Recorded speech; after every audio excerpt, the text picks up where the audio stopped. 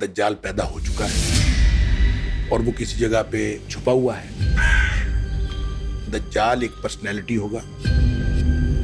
اس کے بارے میں نبی پاک صلی اللہ علیہ وسلم جب ڈرایا کرتے تھے تو صحابہ کرام کہتے کہ ہم بعض اوقات اتنا ڈرتے کہ ہمیں لگتا تھا کہ ابھی کہیں سے نکل آئے. جانور نما انسان یا انسان نما جانور، اس کا نام انہوں نے پوچھا. اس نے کہا میرا نام ہے جساسہ. قسطنطنیہ جو ہے یہ مسلمان جو ہے عیسائیوں سے آزاد کروائیں گے. اس کا مطلب یہ ہے کہ قسطنطنیہ ایک دفعہ عیسائیوں کے قبضے میں جانا ہے. دجال سے لڑے گا کون؟ مہدی کے ہاتھ پر جو بیعت جب ہوگی تو مسلمان 3 حصوں میں تقسیم ہو جائے گی. اس کا سب سے بڑا دجال کا فتنہ کیا ہوگا؟ دنیا کے سب سے بڑے انسینٹیوز اس کے پاس ہوں گے. سورہ کاف کا دجال سے کیا تعلق ہے؟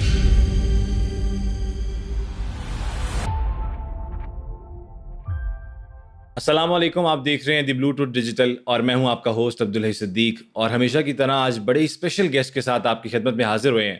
آج ہمارے ساتھ موجود ہیں ڈاکٹر حماد لکھوی صاحب.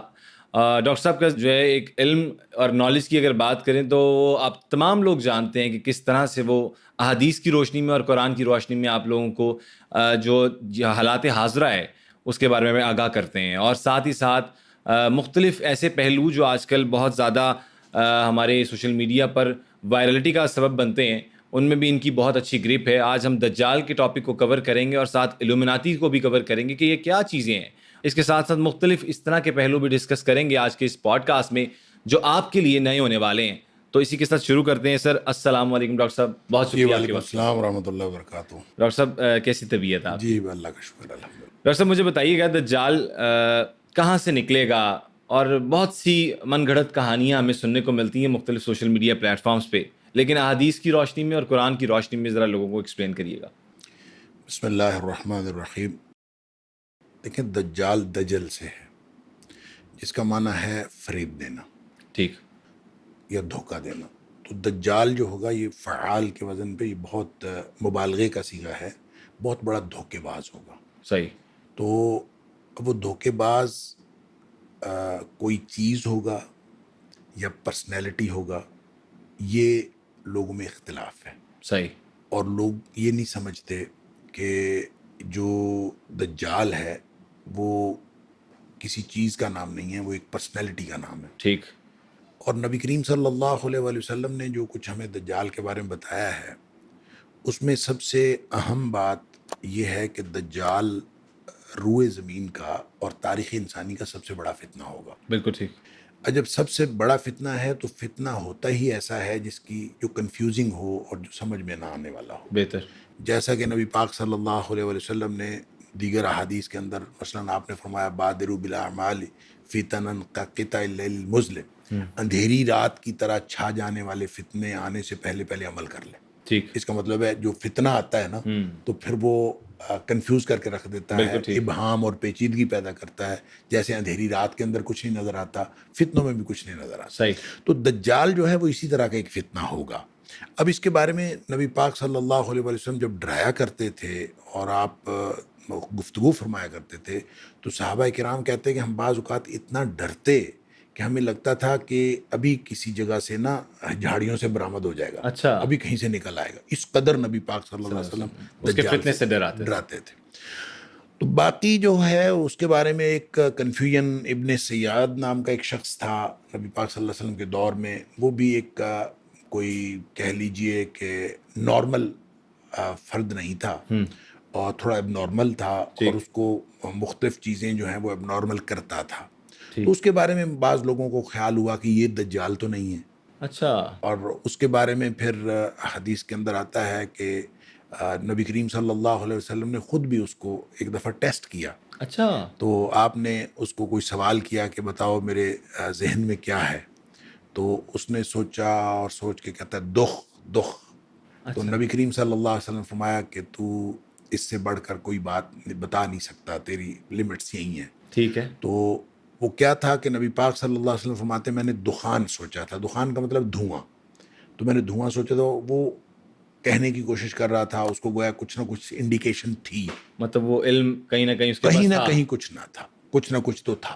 ٹھیک، لیکن بہرحال نبی کریم صلی اللہ علیہ وسلم نے اس کو دجال قرار نہیں دیا، بہتر، اور وہ خود بھی صحابہ کرام سے، بعض عبداللہ بن عمر رضی اللہ تعالیٰ عنہ، مختلف لوگوں سے وہ شکایت کرتا تھا کہ دیکھیں مجھے لوگ دجال سمجھتے ہیں، حالانکہ میں دجال نہیں ہوں، کیونکہ سب سے بڑی بات یہ ہے کہ نبی کریم صلی اللہ علیہ وسلم نے فرمایا کہ دجال مدینے میں داخل نہیں ہو سکے گا، جی، اور میں مدینہ میں میں رہتا مدینہ میں ہوں، رہتا تو ہوں، میں دجال کیسے ہو سکتا کیسے ہو سکتا ہوں؟ تو اس بالکل طرح کی اور بھی بہت ساری باتیں، اور پھر دجال کی کوئی اولاد نہیں ہوگی، میری اولاد ہے، اور مختلف اس نے باتیں بتائیں. تو بہرحال اس کے بارے میں اس کی جو بعض ما فوق الفطرت حرکتوں کی وجہ سے لوگ اس کے بارے میں یہ بات کرتے تھے، صحیح، شکل و صورت کے اعتبار سے بھی ایسا تھا.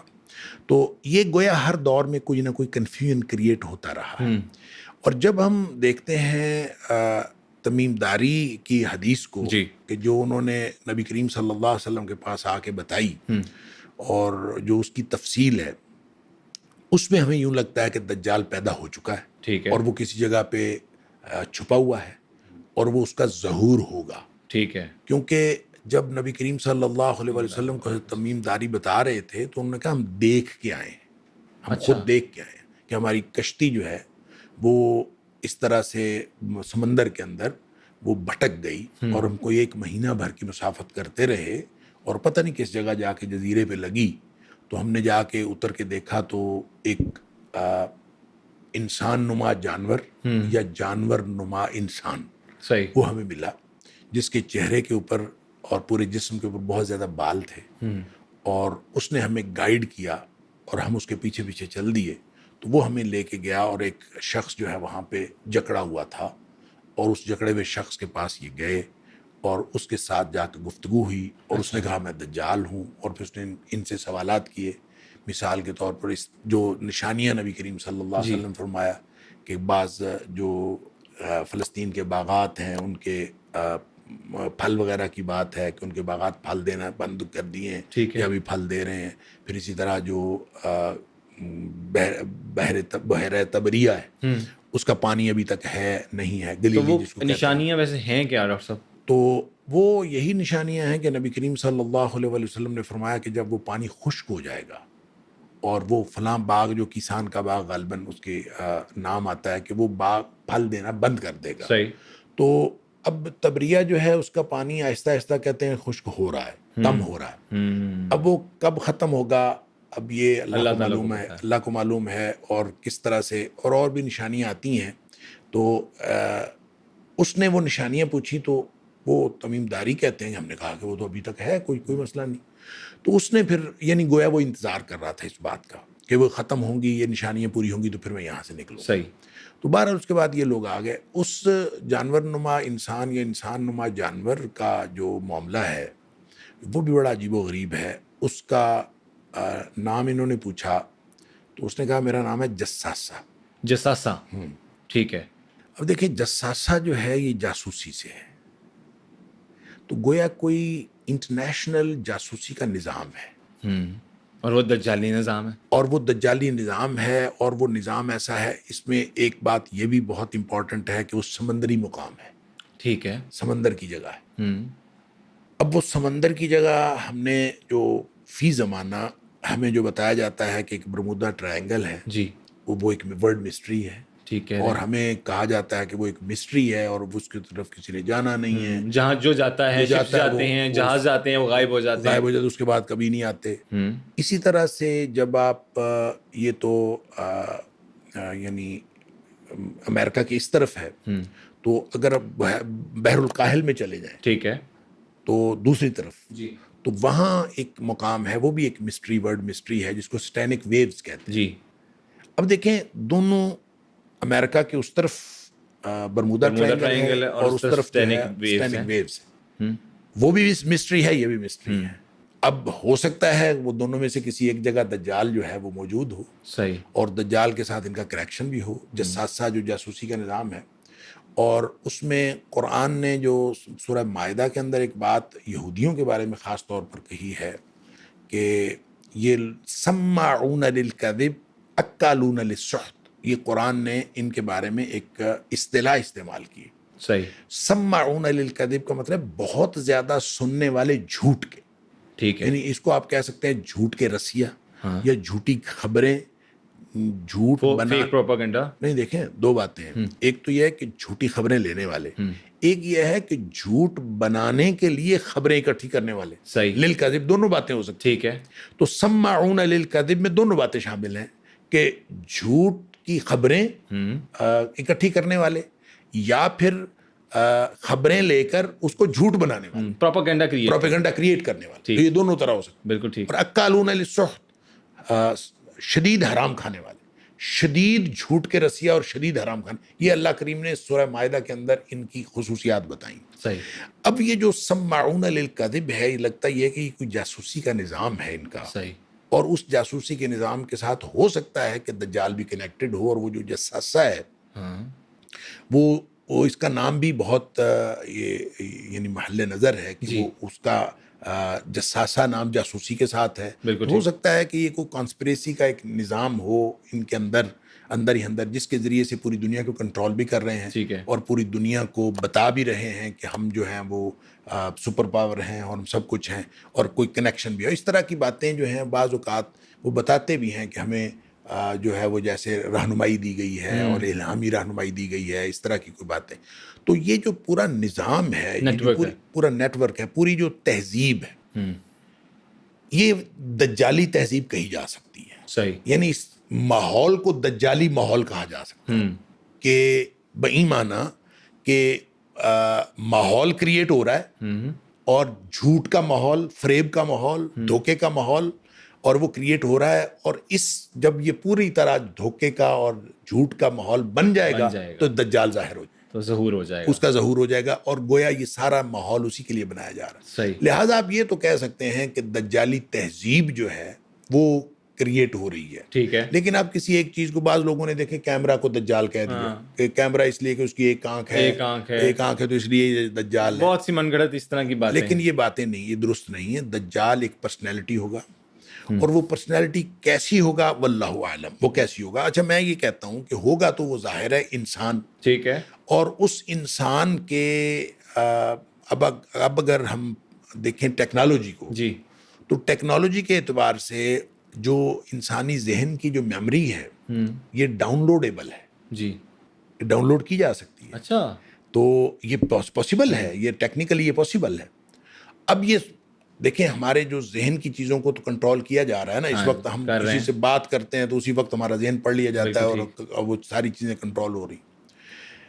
اب اگر یہ ڈاؤن لوڈیبل ہے اور اگر یہ ٹیکنیکلی یہ ڈاؤن لوڈ کی جا سکے کسی چپ کے اوپر، تو آپ یہ بتائیں یہ ابھی نہیں تو ابھی کچھ سالوں بعد if it is possible تو دنیا کا جو سب سے بڑا انجینئر ہے اس کی میموری ڈاؤن لوڈ کر لی جائے. دنیا کا جو سب سے بڑا میڈیکل ڈاکٹر ہے اس کی میموری ڈاؤن لوڈ کر لی جائے. ٹھیک ہے. اس طرح سے اعلیٰ حاصل قیاس جتنے بڑے بڑے مائنڈ ہیں، بڑے بڑے برین ہیں، ٹھیک کہہ رہے ہیں، وہ سارے ڈاؤن لوڈ کر کے ایک چپ پہ لگا دیے جائیں اور وہ چپ کسی ایک بندے کے اندر انسٹال کر دی جائے تو وہ کیا ہی بلا ہوگی، وہ کیا بلا ہوگی، وہ کیا بنے گا. بالکل ٹھیک کہہ رہے ہیں. تو کوئی مجھے لگتا ہے کہ دجال جو ہے ہوگا کوئی ایسی جدید دور کا ظہور تو ہوگا اس کا، ٹھیک، لیکن وہ اس کے بعد یعنی ظہور ہونا ہے، اس نے یعنی پیدا نہیں ہونا، اس نے ظاہر ہونا ہے. اور نبی پاک صلی اللہ علیہ وسلم نے جتنی باتیں بتائی ہیں دجال کے ظہور کی بتائی ہیں. صحیح ہو گیا. دجال کا ظہور ہو گیا. اور جب اس کی کیفیتیں بتائی ہیں کہ نبی کریم صلی اللہ علیہ وسلم نے بتایا، یہ جو مسلمانوں کے حالات بھی جو بتایا کہ امام مہدی آ جائیں گے، پھر اس کے بعد یہ قسطنطنیہ جو ہے یہ مسلمان جو ہیں اس سے عیسائیوں سے آزاد کروائیں گے. مسلمان عیسائیوں سے آزاد کروائیں گے. اس کا مطلب یہ ہے کہ قسطنطنیہ ایک دفعہ عیسائیوں کے قبضے میں جانا ہے. ٹھیک ہے. ابھی اسلامک ملک ہے، اس وقت اسلامی ملک ہے، استنبول کی بات. تو یہ گویا جب جائے گا عیسائیوں کے قبضے میں، پھر مسلمان جو ہیں وہ اس کو اس وقت جو کیفیت ہے، اصل میں پیچھے اگر اس کو ہم کہانی کو تھوڑا سا پیچھے سے دیکھیں تو ایک بات جو نبی پاک صلی اللہ علیہ وآلہ وسلم نے امام مہدی کے حوالے سے بتائی وہ یہ ہے کہ مہدی کے ہاتھ پر جو بیعت جب ہوگی، جب مہدی کا ظہور ہوگا تو مسلمان 3 حصوں میں تقسیم ہو جائیں گے. اچھا. 1/3 تو وہ ہوگا جنہوں نے ماننا ہی کوئی نہیں. ٹھیک ہے. امام مہدی کو. اس کی وجہ یہ ہے کہ امام مہدی کے ہاتھ پر جب بیعت ہوگی تو وہ جہاد کی بیعت ہوگی، قتال کی. ٹھیک ہے. تو جو ہم لوگ گھروں میں آرام سے رہنے والے ہیں یہ کب مانیں گے اس کو؟ ٹھیک کہہ رہے ہیں. تو جو 1/3 ہیں جو اللہ تعالیٰ معاف فرمائے، تو نبی کریم صلی اللہ علیہ وسلم فرمایا ان کا ایمان کے ساتھ کوئی تعلق نہیں ہوگا، ہوں گے وہ مسلمان ہی؟ وہ ختم، اس کا ایمان کے ساتھ کوئی تعلق نہیں. 1/3 جنہوں نے ماننا ہی نہیں امام بعد، ٹھیک ہو گیا، تو یہ ان کا ایمان کے ساتھ کوئی تعلق نہیں. بہتر. باقی جو 2 حصے رہ گئے ان میں سے ایک حصہ جو ہے وہ جنگوں میں شہید ہو جائے گا، اوہ، اور نبی کریم صلی اللہ علیہ وسلم نے فرمایا وہ جو شہید ہو جائیں گے وہ روئے زمین کے بہترین شہید ہوں گے. سبحان پھر جو اللہ. بچ جائیں گے ہاں، وہ ایمان والے ہوں گے کہ جن کو اس کے بعد کوئی فتنہ جو ہے وہ ان کو خراب نہیں کر سکے گا. ٹھیک. اچھا، جب وہ قسطنطنیہ فتح کرنے جائیں گے تو وہ اس قدر مضبوط ایمان والے ہوں گے، یا اس وقت ان کی جو کیفیات ہوں گی وہ اس طرح کی ہوں گی کہ ان کو قسطنطنیہ فتح کرنے کے لیے جنگ نہیں لڑنی پڑے گی. اچھا، وہ صرف اللہ اکبر کہیں گے، لا الہ الا اللہ کہیں گے تو دیواریں گر جائیں گی اور خود بخود وہ فتح ہو جائے گا. کیا بات ہے، اللہ کے معجزات. ہاں جی. اور اس وقت جو وہاں پہ ہوں گے تو ان کو پیچھے سے اطلاع آئے گی کہ دجال کا ظہور ہو گیا. تو یہ گویا کیفیت کچھ اس طرح کی. دجال سے لڑے گا کون؟ دجال سے لڑیں گے حضرت عیسیٰ علیہ السلام. حضرت عیسیٰ علیہ ہاں السلام. جی، حضرت عیسیٰ علیہ السلام جو ہیں وہ نازل ہوں گے، اور بہت ساری احادیث کے اندر آیا ہے کہ حضرت عیسیٰ علیہ السلام کا نزول ہوگا. اور حضرت عیسیٰ علیہ السلام کا جب نزول ہوگا تو یہ دمشق میں دمشق کی جامع مسجد میں مینارے پر آئیں گے، پھر وہاں سے نیچے اتریں گے. امام مہدی اس وقت موجود ہوں گے، تو ان کے ساتھ پھر یہ فجر کی نماز پڑھ رہے ہوں گے، تو وہ کہیں گے آپ جماعت کرائیں، وہ کہیں گے آپ جماعت کرائیں. اچھا، تو چونکہ امام مہدی جو ہیں وہ امت محمدیہ کے فرد ہیں، لہٰذا یہ جماعت کرائیں گے. ٹھیک ہے. اور حضرت عیسیٰ علیہ السلام جو ہیں وہ امت محمدیہ کے ایک امتی کی حیثیت سے آئیں گے، اچھا، وہ نبی کی حیثیت سے نہیں آئیں گے، وہ اس ٹائم پہ وہ اس وقت امتی کی حیثیت سے. ایز اے امتی نارمل انسان کی طرح آئیں گے. اس لیے کہ قرآن نے کہہ دیا، یہ سورہ آل عمران کی آیت نمبر 81 کے اندر ٹھیک. اللہ کریم نے کہہ دیا کہ اللہ نے عالم ارواح میں سارے نبیوں سے وعدہ لیا تھا کہ میں تمہیں نبوت تو دوں گا، لیکن جب تمہارے بعد ایک نبی آئے گا تو جب وہ آئے تو تم سب نے اس کی مدد کرنی ہے اور اس کے ہاتھ پہ بیعت کرنی ہے. بہتر. تو سارے نبیوں نے وعدہ کر لیا تھا اللہ تعالیٰ سے. ماشاء اللہ. لہٰذا نبی اکرم صلی اللہ علیہ وسلم کا پروٹوکول یہ ہے کہ اب کوئی بھی نبی آئے گا تو وہ نبی کریم صلی اللہ علیہ وسلم کا امتی ہوگا. حضرت عمر فاروق رضی اللہ تعالیٰ عنہ کو ایک دفعہ تورات کا کوئی ٹکڑا دیکھ رہے تھے، تو نبی کریم صلی اللہ علیہ وسلم دیکھ لیا، پوچھا یہ کیا ہے؟ اس میں تورات کا کوئی ٹکڑا ہے.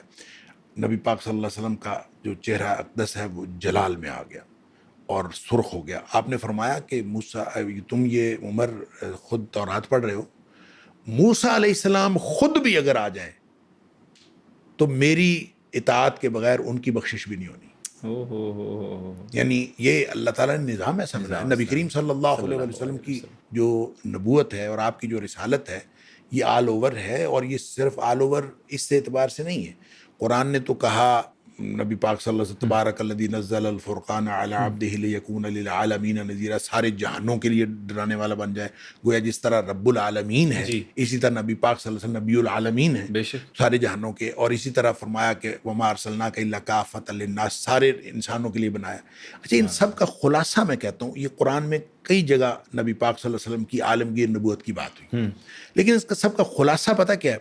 خلاصہ وہ ہے جو مسلم شریف کی حدیث ہے کہ نبی کریم صلی اللہ علیہ وسلم اس میں فرمایا کہ مجھے باقی انبیاء کے اوپر 6 باتوں میں فضیلت دی گئی. ویسے تو نبی پاک صلی اللہ علیہ وسلم کو زیادہ باتوں میں، لیکن وہاں ایک جگہ 6 بات. ٹھیک ہے. ان 6 باتوں میں ایک بات آپ نے یہ فرمائی، ارسلت الی الخلق کافہ، مجھے ساری مخلوق کا رسول بنایا گیا ہے. سبحان اللہ.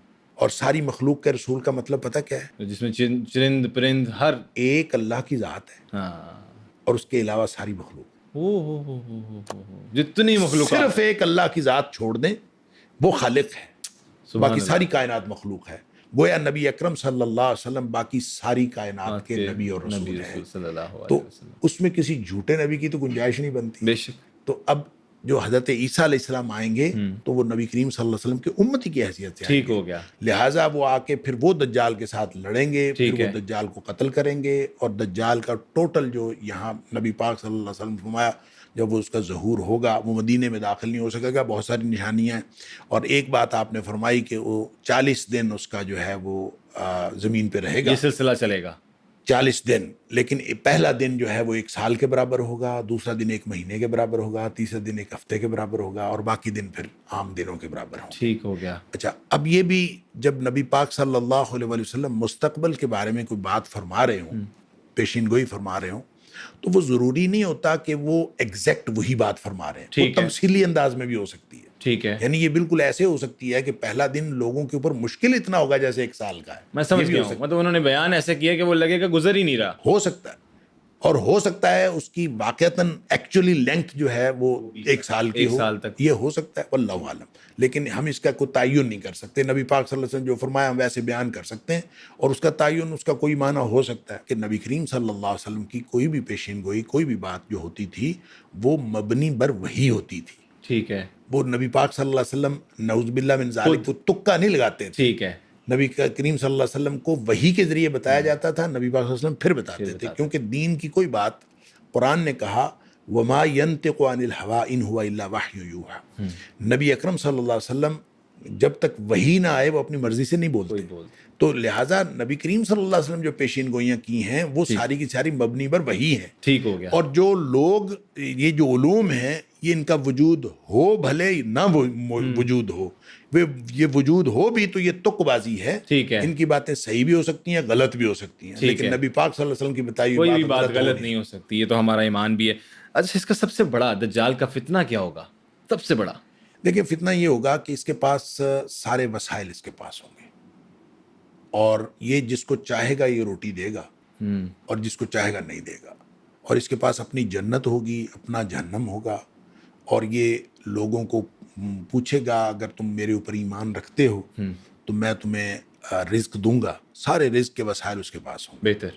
تو اگر وہ کوئی شخص اس کے اوپر ایمان رکھے گا تو یہ اس کو رزق دے گا، اور اگر کوئی شخص اس کے اوپر ایمان نہیں رکھے گا تو اس کو یہ رزق نہیں دے گا۔ ٹھیک ہے اچھا، اس پر پھر نبی پاک صلی اللہ علیہ وسلم نے ایک بات یہ بھی فرمائی کہ دجال جب ظاہر ہو جائے جی، تو تم اس کی طرف نہ جاؤ، ٹھیک، کیونکہ اس کی طرف جاؤ گے بعض اوقات ہوگا کہ ایک آدمی کہے گا کہ میں جاتا ہوں، میں جا کے دیکھتا ہوں، ٹھیک، تو اس کی طرف جائے گا تو وہ اس کا جا ہو کے جائے گا۔ اس کا ہو جائے گا، اور وہ اس کے فتنے کا شکار ہو جائے گا۔ اس کی وجہ یہ ہے، دیکھیں، دنیا کا سب سے بڑا دھوکہ، تاریخ انسانی کا سب سے بڑا دھوکہ، اور اس کے پاس جنت اور جہنم اس نے بنائی ہوئی ہوگی، جس پہ ساری ہماری زندگی گزر گئی کہ پریکٹیکلی وہ دیکھے، پریکٹیکلی یوں کہہ لیں کہ دنیا کے سب سے بڑے انسینٹیوز اس کے پاس ہوں گے۔ وہ ان انسینٹیو دیکھ کے ہر بندہ جو ہے اس کا جی لالچ آ جاتا ہے، اور بندہ سوچتا ہے یار یہ کیا بات ہے۔ اور ہم دور کس میں رہ رہے ہیں؟ وہ دور ہے جس میں نبی پاک صلی اللہ علیہ وسلم نے فرمایا تھا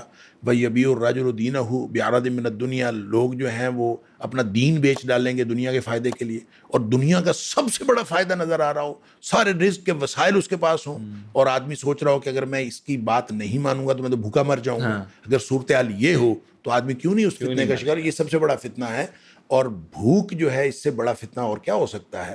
ہم نے تو آج تک مجھے سمجھ نہیں آئی کہ دنیا میں، ہمیں تو یہ سمجھ ہی نہیں آتی نا کہ غزہ میں لوگ بھوکے مر رہے ہیں تو ہمیں ان کے بھوکے مرنے کا احساس نہیں ہوتا، تو ہم ایک دن بھوکا رہ کے دیکھیں نا ذرا، بھوک آپ کو کہاں پہنچاتی ہے۔ لاشیں، اللہ معاف کرے، ہم دیکھ رہے ہیں آج کل غزہ فلسطین میں کیا حال ہے۔ بہرحال وہ تو مورخ جب تاریخ لکھے گا تو وہ ہمارے بارے میں کس طرح کی داستان لکھے گا اور ہمیں کیا لکھے گا یہ تو بعد کی بات ہے، اور اللہ کے ہاں ہمارا کیا حساب ہوگا یہ تو ہم نے حساب دینا ہے۔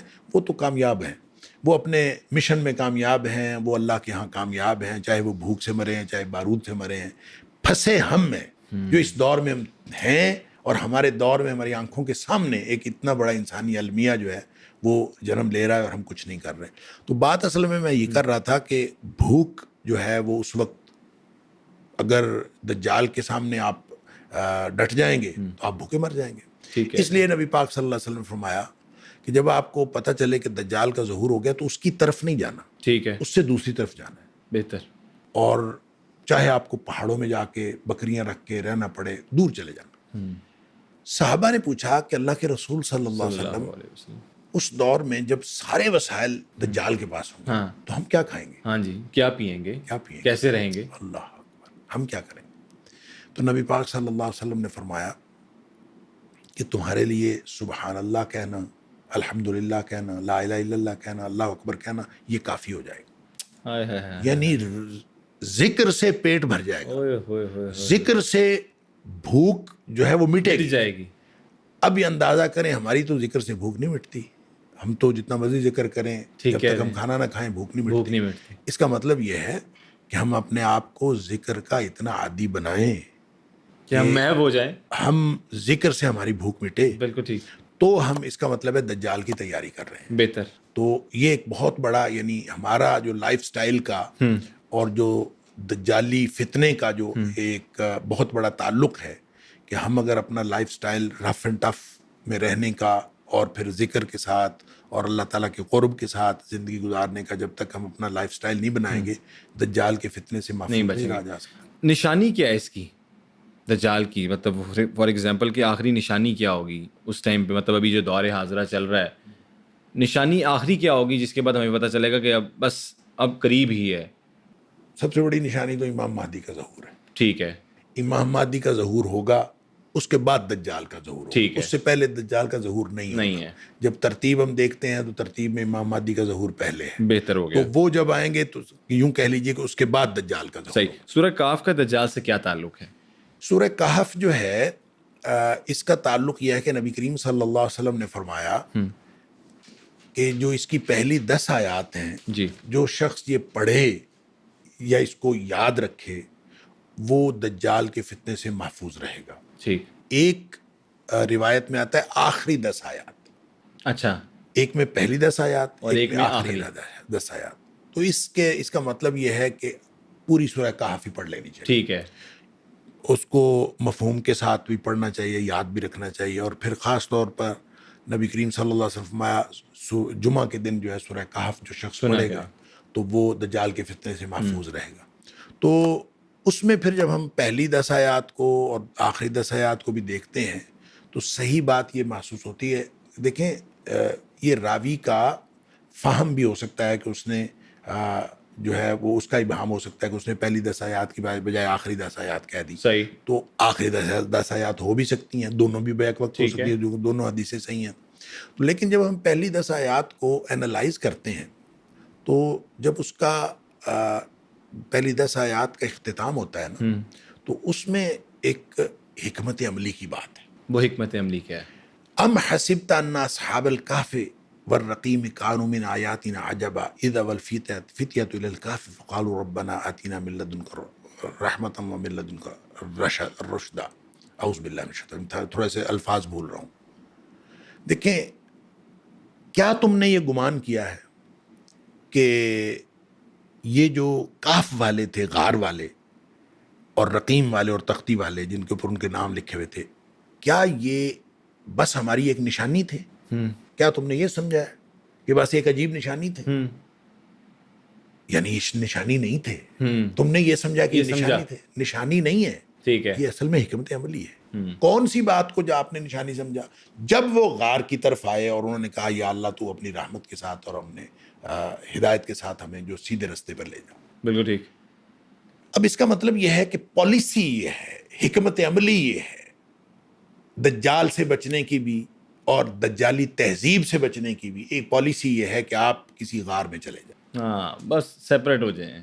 اب وہ جو غار ہے آج کے دور میں فزیکلی کوئی غار پاسبل نہیں ہے.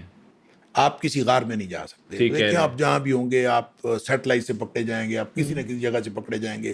ظاہر ہے ساری ٹیکنالوجی دجال کے پاس ہوگی, ہر چیز اس کے پاس. تو کون سی چیز ہے جو آپ کو بچائے گی؟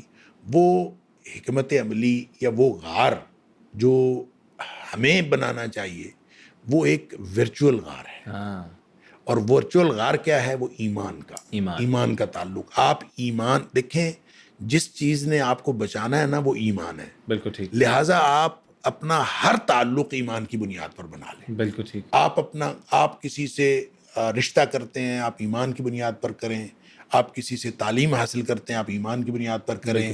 آپ حتیٰ کہ خرید و فروخت کرتے ہیں آپ ایمان کی بنیاد پر کریں. کہتے ہیں پسینہ آ جائے دوستیاں کرتے ہیں ایمان کی بنیاد پر کریں. بالکل ٹھیک. ہر چیز آپ ایمان کی بنیاد پر کریں اور سارے تعلقات آپ ایمان کی بنیاد پر رکھیں. تو اس یوں ایک ایمان کے تعلقات والی ایک کمیونٹی ڈیولپ ہوگی اور وہ پھر آپ کا احاطہ بن جائے گا. وہ آپ کا احاطہ بنے گا. وہ چاہے آپ کوئی شخص جو ہے وہ مشرق بعید میں بیٹھا ہو, کوئی ساؤتھ افریقہ میں بیٹھا ہو, کوئی امریکہ میں بیٹھا ہو, نارتھ امریکہ میں بیٹھا ہو, لیکن تعلق ایمان کی بنیاد پر ہوگا تو یہ ایک کمیونٹی ڈیولپ ہوگی. یہ وہ غار ہوگا, ورچوئل غار, جو آپ کو اس طرح کے فتنوں سے بچائے گا اور جو دجال کا فتنہ ہے اس سے بھی بچائے گا. صحیح. تو وہ ہمیں آج فوری طور پر ضرورت یہ ہے کہ اپنے ایمان کو مضبوط کریں ٹھیک ہے. اور ایمان کی بنیاد پر تعلقات استوار کرنے کی عادت ڈالیں. ہر چیز کو ایمان کی بنیاد پر لے جائیں. بہتر. جب ہم ہر چیز کو ایمان کی بنیاد پر شفٹ کر لیں گے تو پھر انشاءاللہ وہ غار خود بخود کریٹ ہو جائے گا,